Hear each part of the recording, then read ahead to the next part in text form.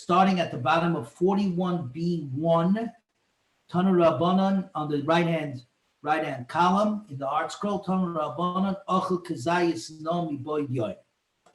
So now we're once again sticking to the Korban Pesach, where one shechted it, sacrificed it on Erev Pesach in the afternoon, on Yudal in the afternoon, and then he got hungry, and now he wants to eat it before Pesach gets here.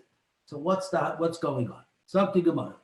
Tana Rabbanan, Ochel Kazayis Nomi Boyd Yoy.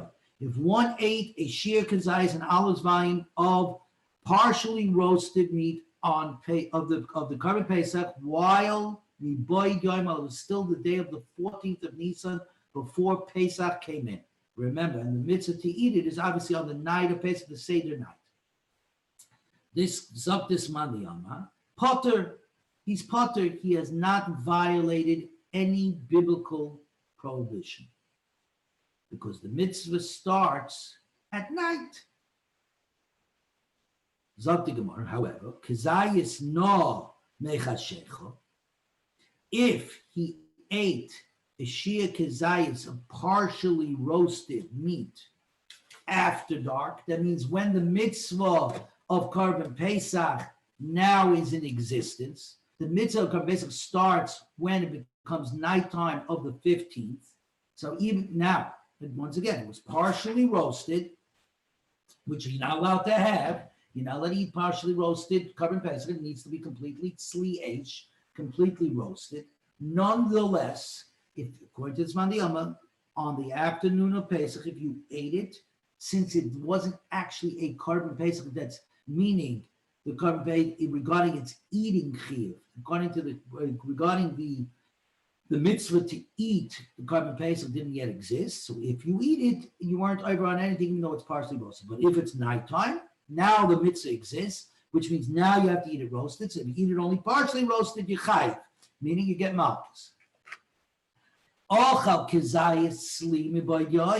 if one roasted the Korban Pesach completely, exactly the way he was supposed to, so in the afternoon of the 14th, he shechted it, he slaughtered it, and he did it correctly, put it on the spit, and he roasted it completely, the way he's supposed to, and then he ate it, and then he got hungry and he ate a piece of it, he ate a kazayis piece of it. On Erev Pesach in the afternoon,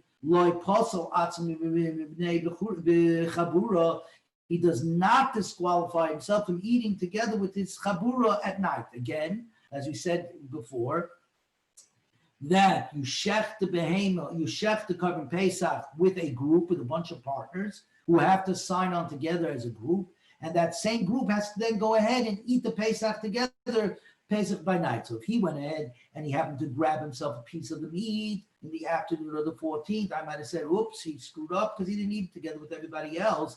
Says since the mitzvah didn't start to eat until at night, that eating isn't a mistake. But if but if he eats a shia kazayas and olives volume after it's dark and it takes a piece without being together with his whole group, he parcels himself from eating with the other members of his group. Zok the Gemara. Tani idach, says the Gemara, Tani idach, yochel kazayis nomi boyd yoim. I might have thought that if one eats a shia kazayis, an olive vine of partially roasted Pesach, while it's still day, chayiv, you should be chayiv, you should still be chayiv. The mitzvah to eat doesn't start until the nighttime. But the fact is, I might still think he was still chayiv, even though the mitzvah to eat the Korban Pesach doesn't start until the night, and it's still daytime. The dinu, because it's a kal v'chayma, uma b'shah sheyeshno bekum oichel tzli. Madach at the time when you are under the command, get up and eat the Korban Pesach, i.e. the night of the 15th. Yeshno b'tabal toichel no. I'm then under the subject to the command, to the prohibition. You shall not eat it partially roasted. In a time when you're not under the get up and eat the Korban Pesach, i.e. by day on the afternoon of Erev Pesach. Isn't it logical that you should not be able to eat it raw? If logically we're at night, where I'm allowed to eat it, I have to eat it. Im kolzeh, I can only eat it roasted. I can't eat it raw. I can't eat it partially roasted. Then certainly the place where I'm not allowed to eat it, even when it's roasted perfectly, when it's roasted correctly, and I'm still not allowed to eat it, i.e. by day before Pesach in the afternoon of the 14th, I certainly can't eat it when it's partially roasted in the afternoon. That's very logical. I lied, or maybe not. Where it says we can look at it another way. When it's not subject to the halacha, get up and eat.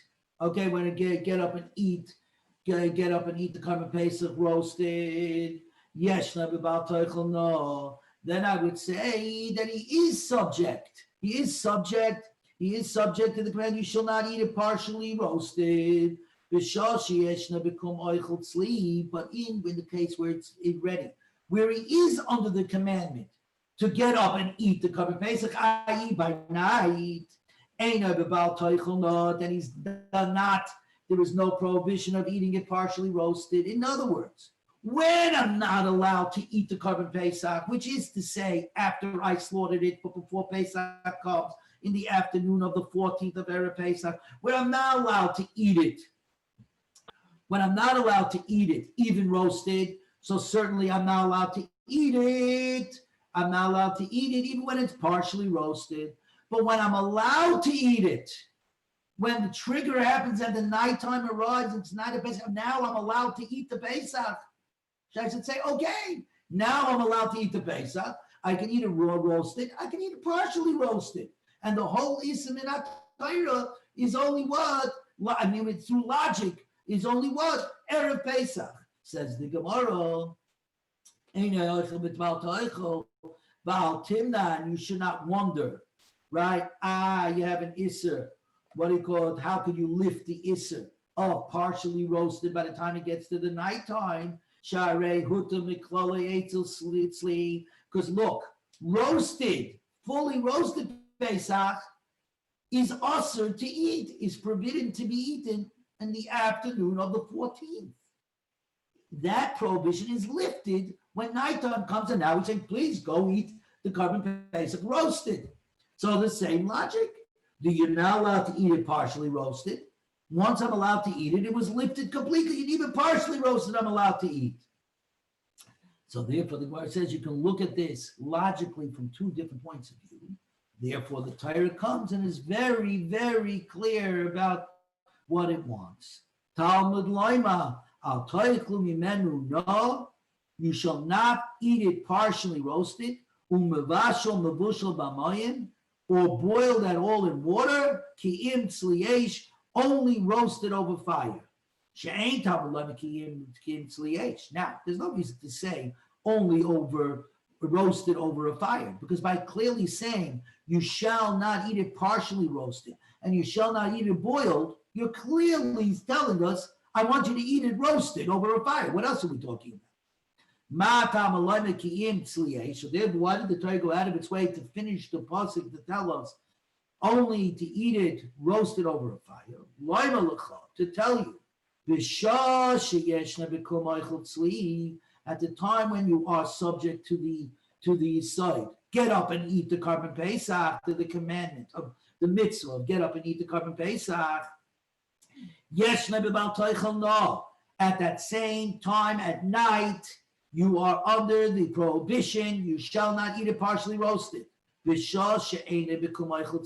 the hour that you are not subject to the command, get up and eat the Karban Pesach, i.e. Erev Pesach, after the slaughtering, but before Pesach shows up, no, you are not subject to the Isser of eating it partially roasted. So if somebody shechs the Karban Pesach and he gets hungry and he takes a piece of kazayas, a partially roasted Karban Pesach on Erev Pesach, he's not over on any Isser d'oraisa.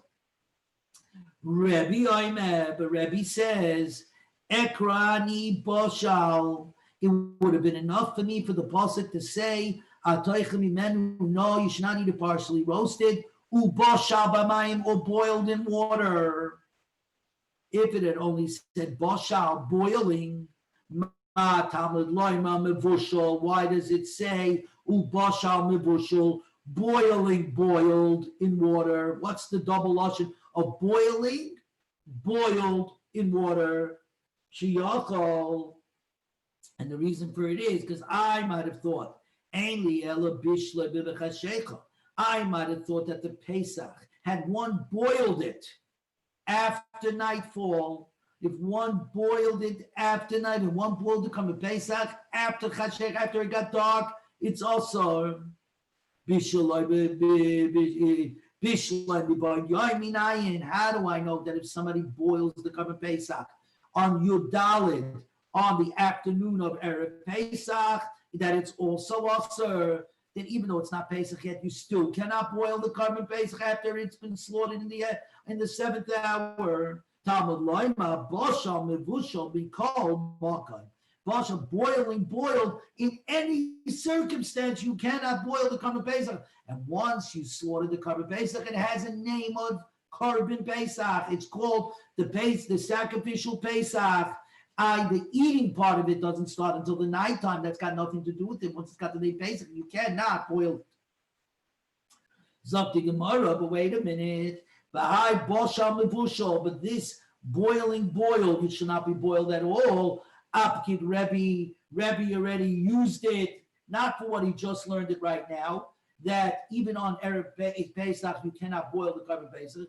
He used it before. Apkid Rubi, Letzli Kedar L'Shar Mashkin. Rebbe used Bashal Mevushal before to say that if I go ahead and roast a Korban Pesach in a pot and with no mashkin, with no liquids, and its own juices come out of the meat. When you obviously heat it up, its own juices come out. And Rebbe said on the previous daf, Rebbe said what? That it's no good because it's being roasted in its juices.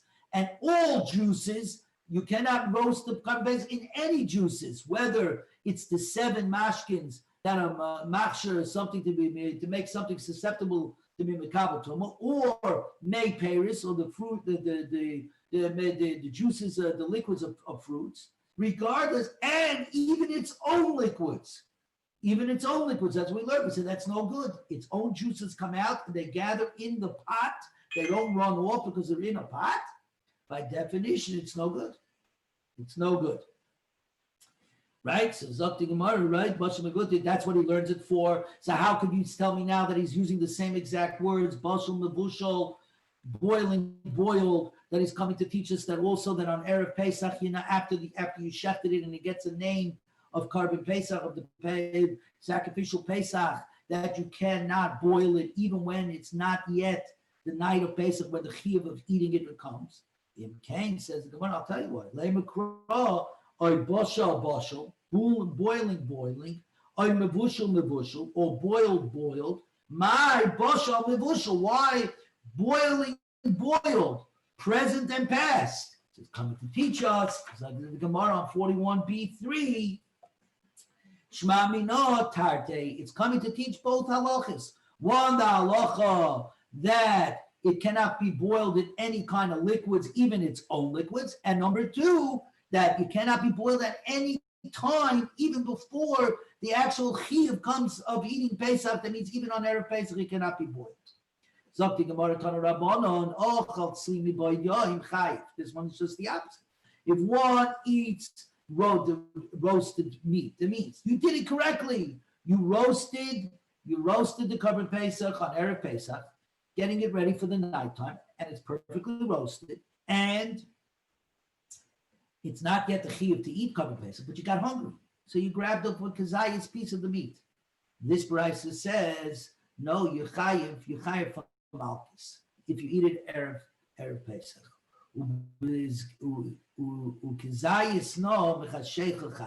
And with regard to eating it partially roasted, that only starts when at nighttime. At nighttime, when you have a chiyuv to get up and eat the Korban Pesach roasted, only with roasted over fire, that's when roasted over fire, but partially roasted, you cannot eat it. What do you call al-taychlu mimenu? No. Do not eat from it, no. Partially roasted. Zok Gemara. Ketani tzali dumya dina. The Brisa is telling us that the laws of roasted meat are connected to the laws of partially roasted meat at night. Ma no belav, just like the Torah asers prohibits eating partially roasted meat as a negative commandment, as a lav. Avtzali belav, so too the ban of eating roasted, fully roasted, carbon Pesach, eating fully roasted Pesach on Erev Pesach is also a negative command, which means that you would also get Malchus. So it's up to Gemara. Bishleim, no, that's good, very good. When you say partially roasted, it's a lot because the pasuk says very clearly, Ksiv, al toichel mimenu, no, you shall not eat it partially roasted. So that's a lot that if you do eat it partially roasted, you get Malchus, you get lashes. Elet sali minolon. But where do I see Minat Torah that if I eat roasted, a carbon Pesach that was shechted on Erev Pesach and it got roasted and I eat it on Yud Dalit, on Erev Pesach, before Pesach, that I also have a negative commandment, a lav, that I get Malchus. The Gemara Diksiv, because there's another pasuk that says, V'achlu es habosa b'layla hazeh, tzli eish matzah u'merorim yechlu. You shall eat the meat of the Pesach on that night, roasted over fire. It says, you shall eat the meat on this night, tzli eish, roasted over fire, matzah and meroim yichlu, with matzah and moro together. You shall eat it. Zok the Gemara, balayla in, by night, yes, you shall eat it roasted. By yom loy, but during the day, i.e. the night, but the day before, after you slaughtered it, but before the nighttime came, no, you're not allowed to. The Gemara says, wait a minute, how are you learning this out? It says, you shall eat this bus on this night, sli roasted over fire. That's the positive command, which of course logically says, therefore, if I eat it by day before, I am obviously being over on a lav, something Gemara on a negative commandment.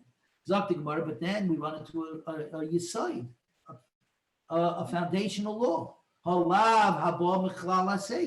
Then this is a negative prohibition that's implied through the positive commandment.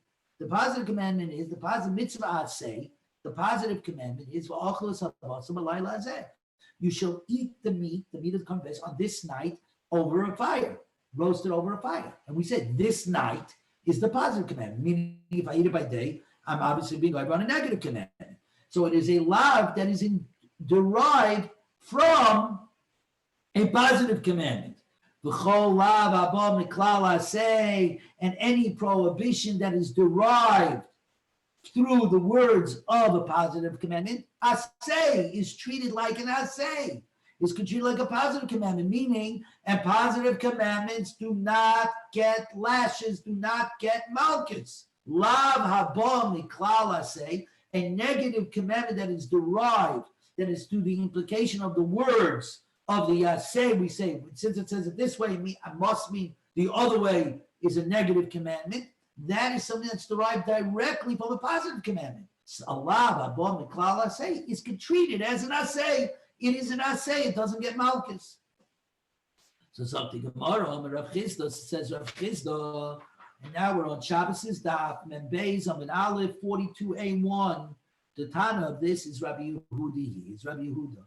The Tanya, he says as follows, regarding a mum, a behemoth, an animal that has a mum. One eye is, let's say, bigger than the other eye, or one of its hooves is not split, etc. So the halacha is like this. Shar sarua v'kolot, a bull or a sheep that has one limb larger than the other, nedova tasaisai. So if a bull or a sheep has a limb larger than the other or has unsplit hooves, you may make it a donation for the bedek habayis, for the upkeep of the Beis Hamikdash. But the pasuk says, but you're not to bring it for a zevach. It's not good for a sacrifice.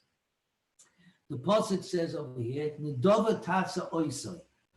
You shall make it a donation. Oisai, it should be made into donation. Sorry, the nedava tasa oisai. it should be made into a donation.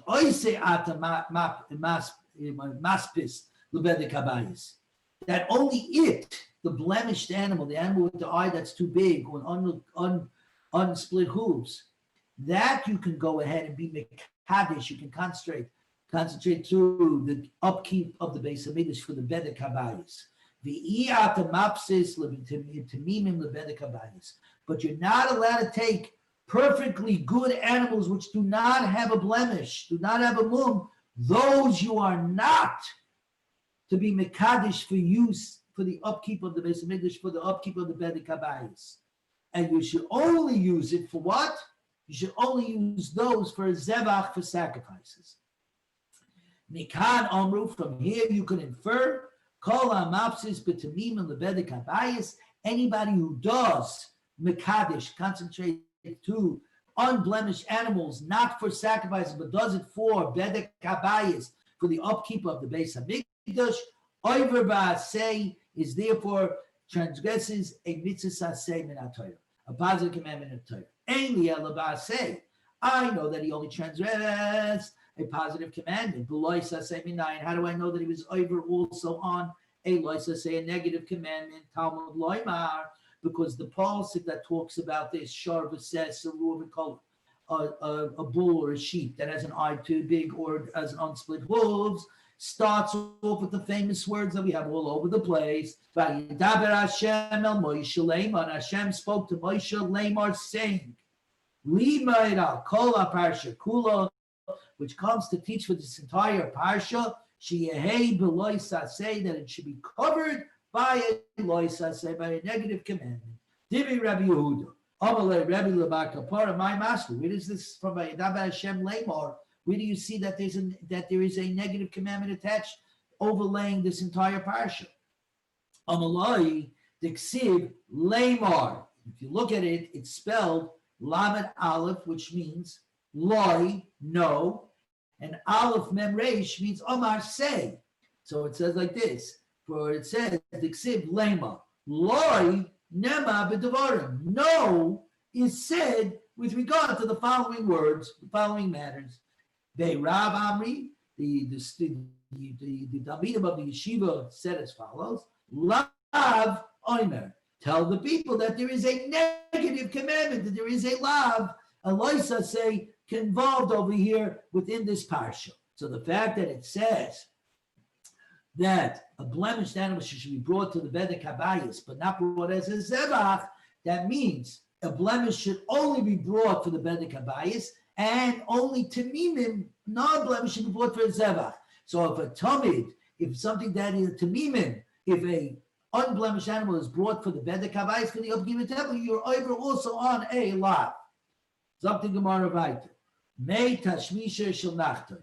The water used by a baker has to be poured out. The Gemara says, what are you talking about? I got a different variety. So Tani chadash shayfim b'makam midroy.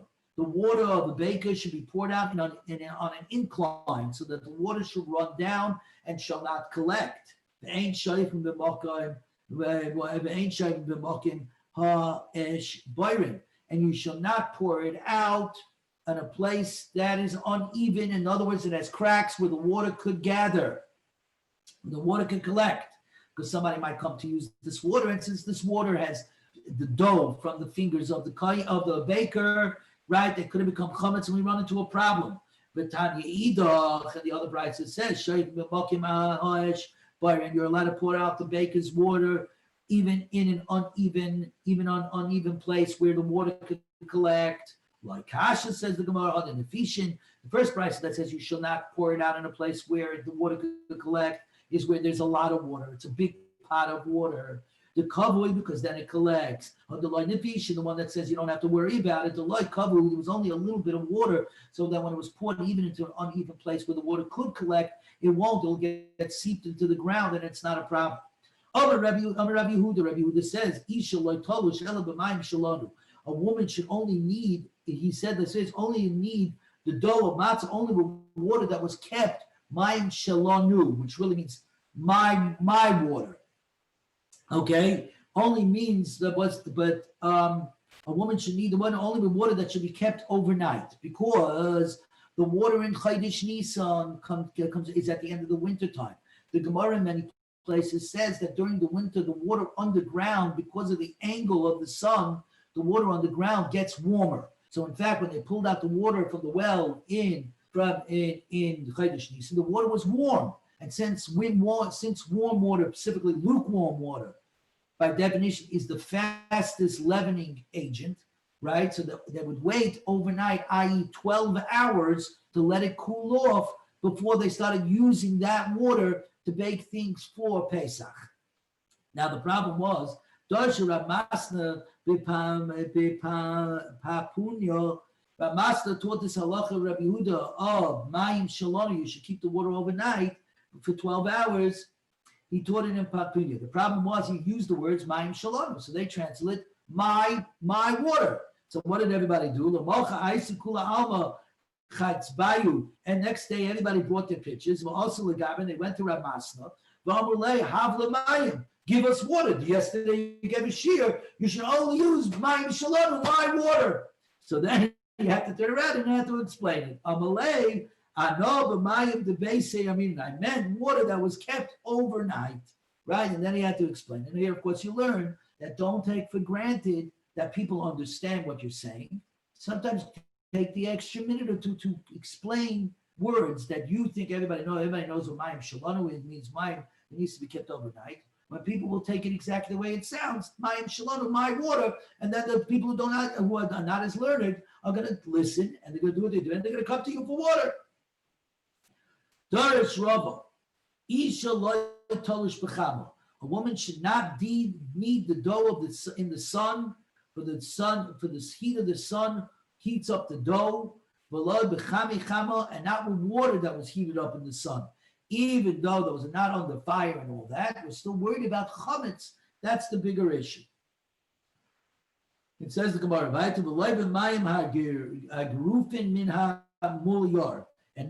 and she should not eat from water that was drained from the bottom of the milyarim. What is that? Picture in your mind a huge copper pot suspended over a fire, almost like an old cowboy movie. That pots were suspended over the fire, and the pot was constantly remained heated, so that the heat was retained in these big pots, so that whenever they needed to quickly cook, they were able to throw it in there and it was already cooked, almost like a preheated oven. Obviously, the liquids on the bottom of that pot that's suspended over the fire constantly always remain hot, or at the very least lukewarm. So obviously, if you tilt over this copper pot, you pour out that water because you want to use it, you need that water becomes problematic when you're using it by Pesach. Before Pesach, because obviously it's going to make the stuff rise very quickly. And a woman should not raise her hands from the bread. She should keep working the bread until she places it in the oven. Until she has completed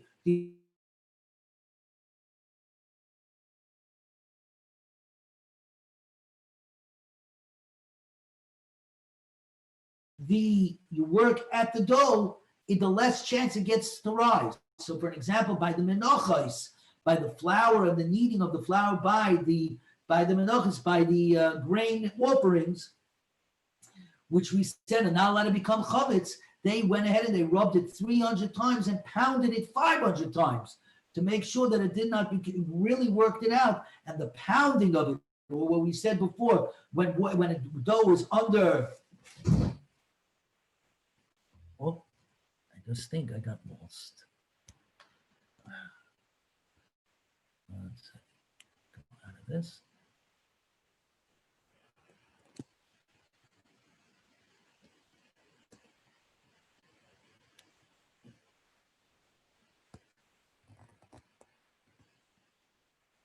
Okay, sorry. I think I got cut off for a minute over there, or as I was saying, or if you remember the case of the dripping water, dough put underneath dripping water, we said as long as it's going drip, drip, drip, drip, drip, drip, like the Chinese water torture, it's not a problem because it's being pounded. When it's being pounded, it doesn't become chametz. So a woman who's making dough to make bread to make a cake or something, to put it into the oven, should keep working it. As long as she's working all the way it goes into the oven, the dough will not rise. V'tzarech shnei kelim, and she needs 2 vessels of water. Again, remember there were no sinks. Echad mekatef es boy, one in which she bastes the dough, which she used the water to baste the dough. V'achad shemitzanen es boy sideh, the other one where she rinses off her hands. And you'll notice the word shemitzanenes, to clean, is the same shirish, the same wording as tznius, modesties. It's the same idea, to be clean. By a boyalu, Ovra v'lo shemau. What happens if she transgresses? And she needs the dough in warm water being the great leavening agent. What's the halacha? Can it still be used? Mazutra mamuta Ravashi ama osa. Ama mazutra minoa minallah. Why do I say this? The Tanya, because we learned before. Ein noi loisin siorim b'Pesach. We do not soak barley grains in water on Pesach. The in risas. But if I go ahead and do soak it, we said before the spot, if the grains split open, that means they're completely waterlogged, then they become awesome because then they will leaven very quickly. Like this back to mutar, but if they don't split open, even if they swell, as long as they're not cracked, you can use them. So over here too, as long as the dough did not become leavened, i.e., it did not turn pale and crack and form cracks in the dough, right? It should be allowed. So that's why Mazucha says it's okay. De facto, not in the first place, but de facto it is okay. Rav Ashi says no, it's also. Are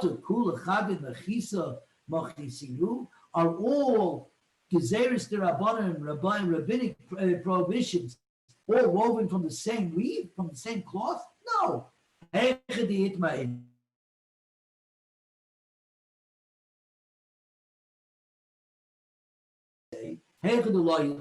the case where they didn't say it, like in our case, they did not. They made it pretty clear, lukewarm water. They don't want you kneading in it at all. They don't want you kneading in it at all. And it's not concerned about how it looks. They didn't give you it out.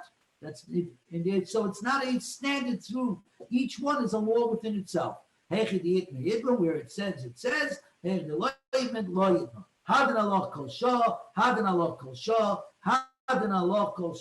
we shall return to you Kol Shah, we shall return to you Kol Shah, we shall return to you the parak of Kol Shah.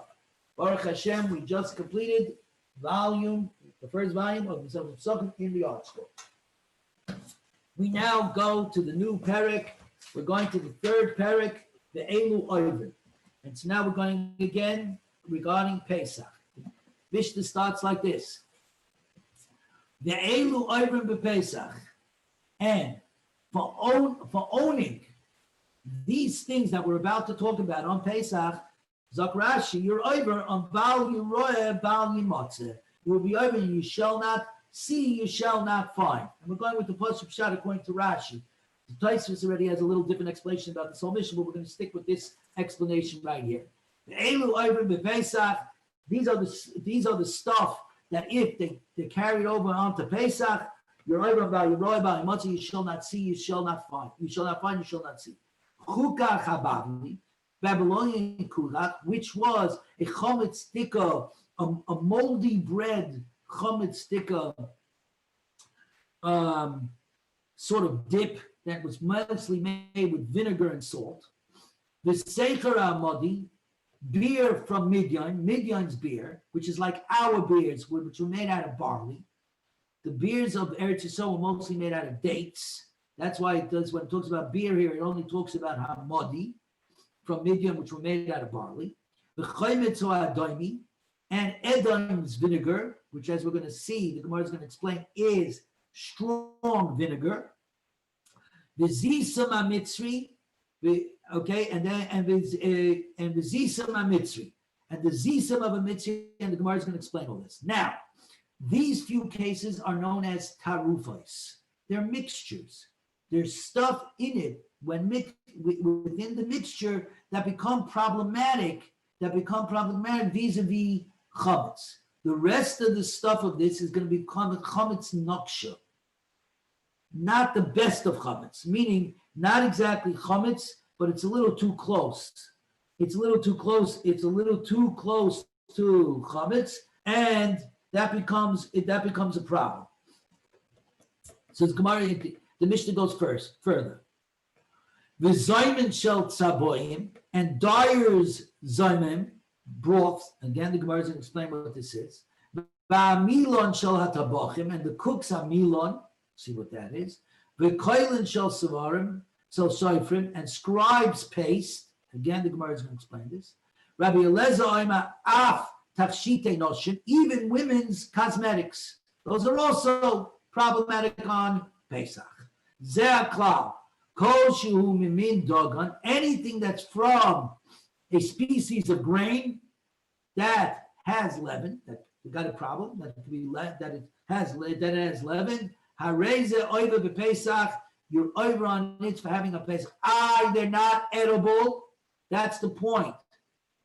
Even if it's a non-edible situation, if within the ingredients there is a chametz sticker ingredient, a grain that leavens, what do you call it? That's no good.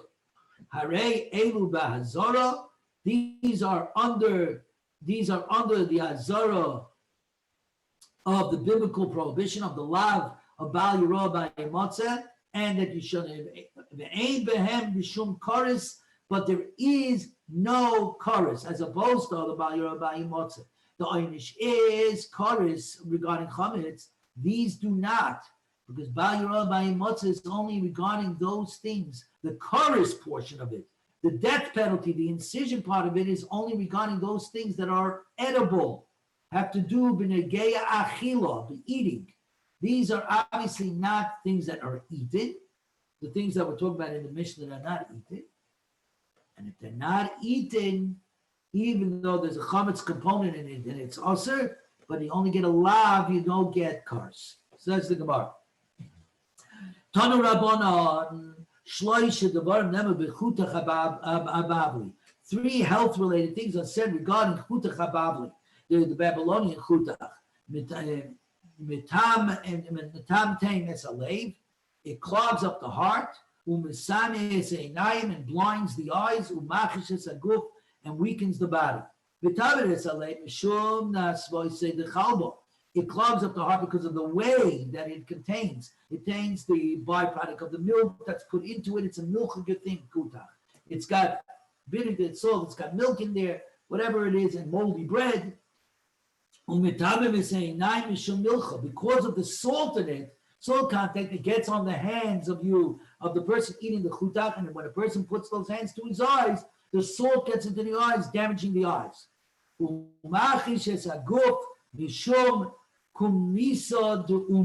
And it weakens the body because of the moldiness of the bread. Now the Gemara goes further. Tanu Rabbana, Shloisha Devarim Marbin Azeva. 3 things will increase the waste product of a person. Your stomach is going to go. And bend the posture. It's going to go ahead. It's going to sap the strength of a person. And will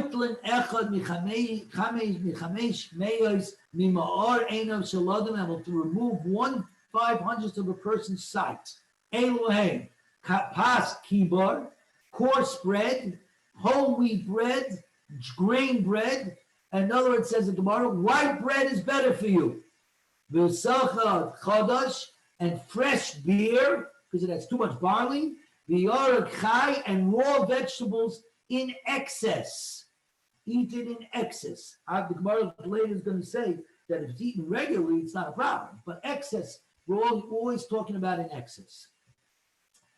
Tanu Rabbanon, Shloisha Devarim Ma'atiris is out. But 3 things do the opposite, diminish the waist of a person, to make a person stronger. The Zoifkin Akaima, and make the posture erect, meaning to strengthen the person. Umeirin Einayim, and light up his eyes, are good for his eyes. Ve'eluhein, pas nikia, refined bread, white bread. Basa shumen, fatty meat. V'yayin yoshan, and old wine. Pas nikia, refined bread. Okay, we're now turning to 42b1. We're on the Amid Bays. Mem Bays, Amid Bays. 42b1. So it goes like this: pas nikia, there's semido, from flour. In other words, baked from good white flour. Basa shuman, fatty meat. Bitzipirta Deloy Eftach. A young she-goat that never had a baby, that never gave birth. It was never opened. The Pesach, her womb was never opened. Yayin Yoshan, old wine, Atik, old of the old, it's at least 2-year-old wine. Kol meaning the man lahai, the kosher lahai. But whatever is good for this it's for something else, it's not good. The kosher lahai, mali lahai. And anything is bad for you, in this case, is good for you in another case. It's very similar to medicine. As you know, if you take medicine for your liver, you got to take another medicine because it affects your cholesterol, whatever it is. The point is that everything has an offset, except bar mi zangivilo retiva, except for fresh ginger, upilpile arichosa, long peppers, okay, I guess jalapeno peppers, the big ones, upas nikia, refined bread, ubasa shuman, fatty meats, v'yayin yoshan, and old wine, the male lekule gupe, which are good for one's entire body. I'm not getting into what modern nutrition says, but this is what our Chazal hold. Seicher hamodi, beer from Midian beer. Derube meisare, because they add barley water into it, which is what we do. Hops, barley hops. In the time in the base of in Eretz Yisrael, they made it out of dates. Dates are not chametz. Barley can become chametz. The chametz or daimi, an Indian vinegar. The shadu beishare, it's because they throw barley into it. The vinegar is so strong. It's such a powerful vinegar. It's so powerful. Not the vinegar. I'm sorry. The wine of, the wine that comes from Edom, that comes from Rome, is of such a superior, Roman wine is so superior. A wine that it does not become vinegar. So in order for it to become vinegar, so they should have vinegar, they would throw barley into their wines to turn them into vinegar. And therefore their vinegar had barley in it, therefore they could no good. Zokti Gemara. Amar Rav Nachman, says Rav Nachman, by Yitzchak. Originally, when the base of Migdash Hayakayim, when the base of Migdash was standing, they would bring for the Nisachim, that on the base, on the Mizbeach, on the altar, one of the Zavachim that they brought were wine libations. They would bring, and on Sukkot they would do Nisuch Hamayim, libations of water. But all year long they would do Nisuch Hamayim, libations of wine as well on the Mizbeach. So the wine for the Mizbeach was brought from the wine of Yehuda, from the Galilee, from wherever it was, from the wine of the Yehuda. Because that wine, when the base of English was Kayim, was phenomenal wine, was great wine, and won all the prizes. The wines of Yehuda would not turn sour, would not become vinegar. Until they would put barley into them, because the wine was so good. And the vinegar that was created by this, by taking Yehuda wine from the shade of Yehuda, and putting into it barley, because otherwise it wouldn't become vinegar, it was called regular vinegar. It was unmodified, because that was the standard of how vinegar was made. Everybody knew the vinegar from Yehuda had to have barley in it, because otherwise the wine was such a great wine, it never became vinegar. Of the Yachshav now, She'ain Beis HaMikdash Kayim, that the Beis HaMikdash is no longer standing, the power of Eretz Yisrael is weakened. Ein Yenam Shel Adumim Machmid Hashenoisav L'Seicha Sharim. Now it has switched, and it's Roman wine, Adonian wine from Edom. Roman's Edom. What do you call it? The Roman wine that is so good that does not become vinegar unless you put in barley into it. And we call it Chaimetz or Adumi and Edom's vinegar. L'kayim Hashenema, in order to what do you call it?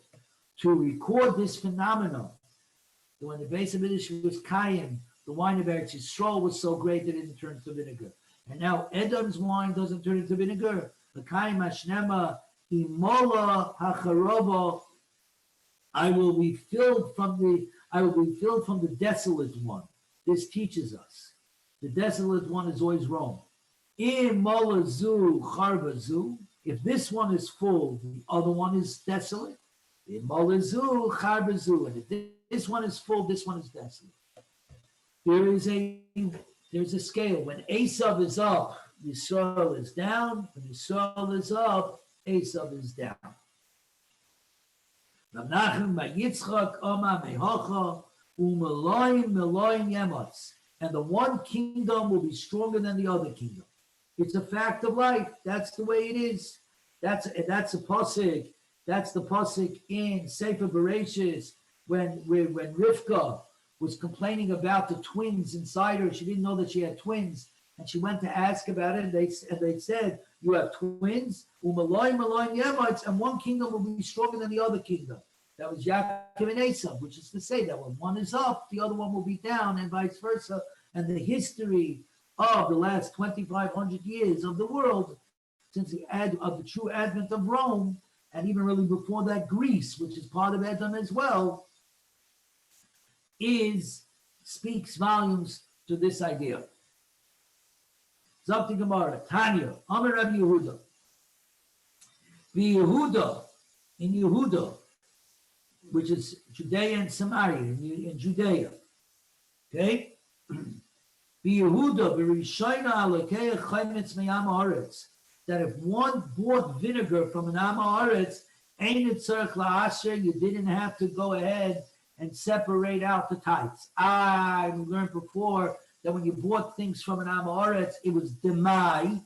What is this? We weren't sure that they separated all of their maasros, all of their tithes, and we had to. Nonetheless, Rabbi Yehuda seems to be saying that at the beginning, when the Beis HaMikdash, before the Beis HaMikdash was destroyed, because the Beis HaMikdash Ayikayim, but the Beis HaMikdash was standing, that if you bought vinegar from an Am Haaretz, you didn't have to tithe it. Why? Because the chazaka, the assumption is that it was only made from temed wine. Temed wine was weak wine, and temed wine never needed to be tithed at all. It was an inferior wine, and the halacha was you didn't have to tithe it at all. Since the regular wine was so superior, it didn't even turn into vinegar. They only put barley into temed, into weaker wine, and that weaker wine wasn't mechuyev to have tithes taken off of it. But now that the Beis HaMikdash is destroyed, the halacha is if you do take vinegar from an Am Haaretz, you have to go ahead and tithe it. Because now the chazaka is it came from good old regular wine. Since the regular wine is not as superior as it once was, even though of course it's better than temed, it still becomes vinegar. So since that's the case, it now becomes vinegar. Even the regular wine of Yehuda, of the Judea, right? Therefore, we have to worry about that. It came from regular wine that is mechuyev in tithes, and maybe he didn't do tithes. Zakti Gemara, B'Savar Rabbi Yehuda, Temed, La Bar Ashru. Are we saying that Rabbi Yehuda holds that Temed is not subject to the halachas of tithing? But we learn, Hamisamed, if one made Temed from the residue of grapes that were not tithe, if you used the residue of grapes that you did not separate, you weren't mafresh trumas meiser, you didn't separate truma and meiser, and you made temet out of it, a weak wine, a must, but nasa mayim b'midah, and then he poured water into the measured volume into the grape residue. In other words, he took the grape residue and he poured in water. Umatza kedei midasai, and then he found in the temed that what he took out of it was exactly equal to the amount of water that he put in. So in other words, in order to bring out the stuff, the flavor from the grape residue, he poured an amount of water and then he put in a few other things from the temed, and the bottom line is the water was essentially all the liquid that was in there. He's potter from tithing it. The Rabbi Yehuda says, no, you're mechayev to go ahead and separate Trumas Maisers to give Truma. So you see Rabbi Yehuda holds that by temed, you have to go ahead and separate Maiser. So why does Rabbi Yehuda say before, when you took vinegar from an Amaretz, he didn't have to take out Maiser because the assumption is only came from temed. You see, and therefore meaning at temed you don't have to separate Truma Maiser, you don't have to tithe. You see over here Rabbi Yehuda hold that by temed you have to tithe. And for the Gemara, when Rabbi Yehuda said before that the vinegar obtained from an Amoritz does not have to be tithe, that we're not choshing them that they didn't tithe temed. Says you do have to tithe the temed, but since temed is such a cheap commodity, is such a low class commodity, even the Amoritz would say, this is like worth is fine. I'll just give all the trumas. I'll give the Kain his truma. I'll give the Levi his mice. I'll give the mice honey. I'll give the mice shegi. The whole 9 yards, because it doesn't have value. But the wines that do have value, so we know the Amoritz will say, okay, I'll give the truma to the Kain. Okay, I'm taking care of. I'm not giving anywhere more away of my valuable stuff. Then we have to worry. A little further, or you could say that Amoritz are suspected in the case of tithing by temed. V'loy kasha, it's still not a kasha over here. This seeming contradiction between the two halachas of Rabbi Yehuda. Ha b'diravka. There in the case where he says one has to give temed, where it's teeming with the lees, with the leftovers from the lees of the wine, and those lees have plenty of wine still in them.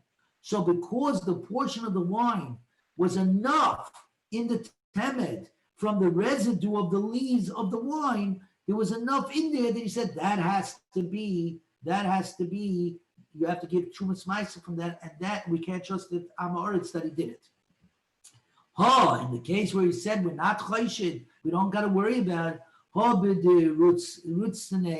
Where we're talking about the temed that was made from grape seeds. If it's made from grape seeds, right? It's made from grape seeds.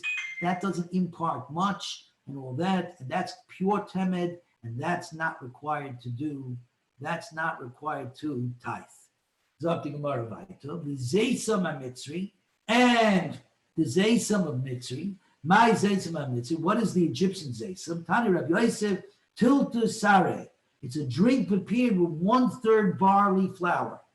Tilsa kurtame, 1/3, as Article explains, it's saffron.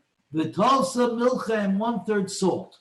Rapapa mapik sari malachita. Rapapa deleted the word barley from this Egyptian zesam, and he put in wheat instead. The simonach simone, and his simach to remember that was simone, because simone can be pronounced with, even though it's spelled with a simon, which is a sign. Simon can also spelled, sama can also be pronounced like a sin, which would be si-oira. That's where he remembered. Torule, they would soak these ingredients together. V'kolule, and they would toast them. V'tanchule, and grind them. V'shotzele midcha v'ad and they would drink it between Pesach and Shavuos, from after Pesach until Shavuos. The kimit mirapele, so that if they were constipated, it would loosen them up. It was a laxative. And if he would have diarrhea, right, it bound him like Pepto-Bismol. But for a person who's sick or a pregnant woman, this is dangerous because the laxative effect is too great. Says a little further, we're now on 42b3, getting to the bottom of the Yomid. V'zayman shel tzaboyim, but the dye is zaymim you're not allowed to use. What is it? Hacha targimu. Here in Bovel we touched it up as maya de chivri, bran water that which the bran was soaked into, in order to make the in order to dye red skins. In order to go ahead and make red skins, and take the barley would be a brownish color. They would dilute it into the bran. It's not even but the bran is a reddish color, actually. They would put it into the water so the color would run, and that's what we use for dyeing. The amilo shel tabachim, and the amilas and the cooks amilon, pas tevua shel yavil l'shlish. It's a bread made from grain that had not yet obtained a third of its growth, of its ripeness. Shaniach al pi kedera, which the cooks will place on the mouth of the pot, and it absorbed the froth. In other words, it was a way of planting some sort of flavor into the broth, into the thing, and therefore, what do you call it? This, yes, the third had a certain bitterness to it that was put into it, but the bottom line is, because it's wheat and it's being put on top of the pot, and obviously can become chametz, and therefore we don't want it in there. The koilin shel seifrim. This is the last one that we're going to do today on the Shabbos. The koilin shel seifrim, and the scribes koilin. Okay, the seifrim is a writer. Now, seifrim by and large were the aniyei Eretz Yisrael. The seifrim were the more poorer people of Eretz Yisrael. So the Gemara explains over here. Hacha Targuma here in Bava will be translated is as Perura Du'ush Kofe. Shoemaker's glue, the glue of shoemakers. You know, that's how they glue together the pieces of leather and the sole to the shoes. A different explanation of Koilin Shel Seifrim, the Koilin of scribes. Rav Shimi Mechayzana Amar, Rav Shimi of Chazana said, Zed Tifulzon Shel Benois Hashirim. This is the hair removal paste, the paste they use to remove excess hair from the daughters of wealthy people. That after they left it, and the leftovers, the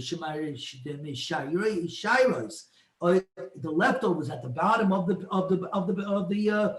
container, they would give to the daughters of the aniyim, because the daughters of the aniyim, i.e., the daughters of the scribes, of the seifrim, the ones who wrote the Torah and the Tefillin and the Mezuzahs, who didn't make a lot of money.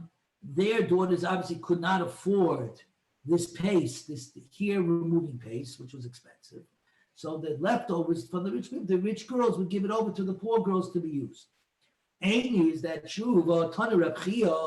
Arba Mine Medina, of the 7 lesser forms of chametz that are mentioned in our Mishnah, the ones that are either mixed up or are just chametz naksha, or are just chametz naksha, are weaker chametzes, not exactly complete chametzes. Arba Mine Medina, 4 of the types of use are used by the entire country. In other words, 4 of them are not just particular to certain people. 4 of the things mentioned in our Mishnah are universal, that are a staple of everybody in the country. And shloisha minei umanus, and 3 of them are specific to certain crafts. Okay, certain crafts that are used, whether it's the dyer, the tanner, the baker, etc. And if you say that the definition of koilin shel sevarim is the paste of the daughters of the wealthy, the hair removing paste of the daughters of the wealthy, what type of craft is in this paste? This is not a craft. It should be, if it's not a craft, it means it's part of the group that's used by the general populace, which means it wasn't so expensive and even the poor girls could use it. So that can't be the definition, and therefore it's a lot better to say that it's peruma de ush kofe, that it's the shoemaker's group. So it's up to Gemara, you're right. It's not the hair moving paste, no, because that really was not so expensive, okay? And therefore even the poor girls were able to use the right kind of paste. Elamai perusa de ush kofe. My perusha de ush kofe. Then what is the definition of kulan shel sevarim? The ciphers describes kulan the way we said it before, but in other words, the shoemaker's glue. The shoemaker's glue. Amai Karle Kohen Shel Sefarim. But if it's a shoemaker's glue, why is it called the scribe's koilin? Why is it called the cypress koilin? Kulan Shel Ritzayim Mibayale, it should have been called the shoemaker's koilin. Amar Rabbi Ishia, says Rabbi Ishia, the Olam, Perura de Ushkafe. In fact, it's called shoemaker's glue. Umay Karele Koilin Shel Seifrim. And why is it also called the koilin of Seifrim? Cypress glue, Cypress koilin. The Seifrim Nami Bedaktim Be Neyoyroisein. Because the scribes had to glue together their papyrus. They also had papyrus. And in order to keep them together before they sewed them together one another, they went ahead and they glued them down. So even though the glue was associated always with shoemakers, because even today shoemakers use glue, the shoemaker's glue, it was also called the scribe's koilin because it was also used by the scribes to glue together the different papyrus. Okay, we are now on the bottom of 42b3. It's starting with Rabbi Eliezer, Ab Tachshite Noshim,